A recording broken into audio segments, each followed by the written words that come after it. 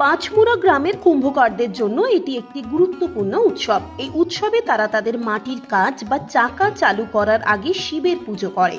চৈত্র সংক্রান্তি থেকে জ্যৈষ্ঠ মাসের বিজোড় শনিবার পর্যন্ত কুম্ভকাররা মাটির কাজ বন্ধ রাখে। এই সময় তারা তাদের কর্মশালা ও সরঞ্জাম পরিষ্কার করে এবং চাকা পুজো করে নতুন করে কাজ শুরু করে। চাকা পুজো কুম্ভকারদের জন্য শুধু একটি উৎসব নয়, এটি তাদের জীবিকা এবং সংস্কৃতিরও একটি গুরুত্বপূর্ণ অংশ। এই পুজো তাদের কাজের প্রতি তাদের আবেগ এবং ঐতিহ্যকে প্রতিফলিত করে। পাঁচমুড়া গ্রাম টেরাকোটা শিল্পের জন্য বিখ্যাত। এই গ্রামের কুম্ভকাররা বিভিন্ন ধরনের মাটির জিনিস তৈরি করে, যা দেশ বিদেশে পরিচিত।